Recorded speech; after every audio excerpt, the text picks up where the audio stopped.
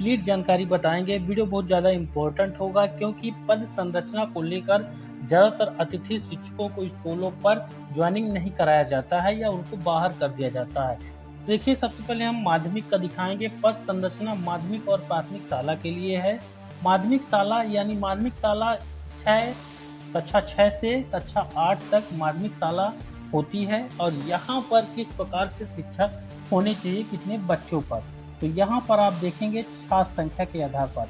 अगर माध्यमिक शाला है 6वीं से 8वीं तक की, 1 से 105 तक बच्चे हैं, यानी अगर एक बच्चा भी विद्यालय में एडमिशन लिया है, विद्यालय में प्रवेशित है या फिर 105 तक है, तो 3 पद अनिवार्य यहाँ पर रखे गए हैं श्रेणी क्रम में।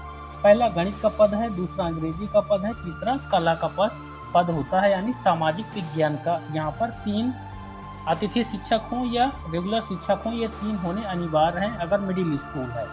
फिर दूसरी चीज़ यहाँ पर देखेंगे आप, 106 से 140 बच्चे हैं तो एक विषय बढ़ जाएगा। वह बढ़ने वाला विषय होता है संस्कृत, यानी 140 तक। 106 से अगर ज़्यादा हैं बच्चे विद्यालय पर तो संस्कृत का विषय चौथा विषय यहाँ पर ओपन हो जाएगा मिडिल स्कूल में। वहीं अगर 141 से ज़्यादा हैं, 140 से ज़्यादा हैं यानी 141 या फिर उससे ज़्यादा हैं 175 तक, तब यहाँ पर 5वां विषय भी खुल जाता है। गणित, अंग्रेजी, कला, संस्कृत के साथ विज्ञान का 5वां विषय है, यह खुल जाता है। यहाँ पर अतिथि शिक्षक की नियुक्ति की जाएगी।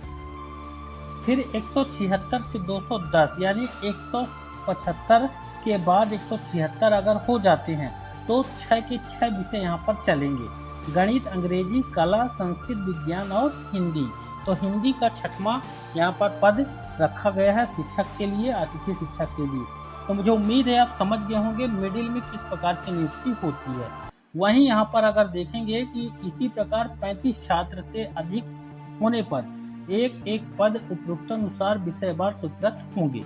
वहीं यहाँ पर आप देखेंगे कि 100 से अधिक छात्र संख्या होने पर एक पद प्रधानाध्यापक माध्यमिक शाला का स्वीकृत माना जाएगा, यानी 100 से ज़्यादा एडमिशन अगर है विद्यालय पर तो प्रधानाध्यापक का एक पद स्वीकृत हो जाता है।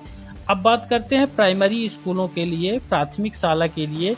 अगर 1 से 60 बच्चा विद्यालय पर हैं, 1 से लेके 60, तो 2 पद ये नॉर्मली रहेंगे ही रहेंगे, यानी प्राइमरी स्कूल है और वहाँ पर 2 पद अनिवार्य हैं।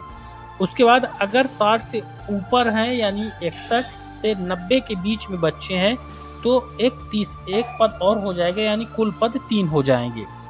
91 से 120 हैं तो 4 प्राइमरी शिक्षक हो जाएंगे या अतिथि शिक्षक हो जाएंगे। 121 से 200 हैं तो 5 पद रहेंगे। फिर 200 से ज़्यादा 240 तक 6 पद रहेंगे।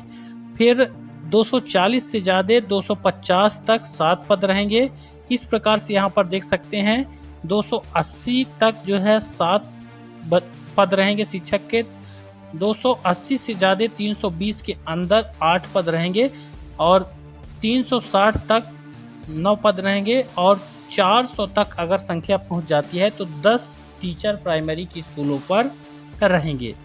यहाँ पर बताएं 150 छात्र से संख्या से अधिक होने पर एक पद प्रधानाध्यापक प्राथमिक शाला का स्वीकृत होगा। 200 छात्र संख्या के बाद 40 छात्र संख्या होने पर एक पद स्वीकृत होगा। तो 200 अगर हो जाते हैं और 40 छात्र संख्या पर एक फिर माना जाएगा, नियम लगाया जाएगा।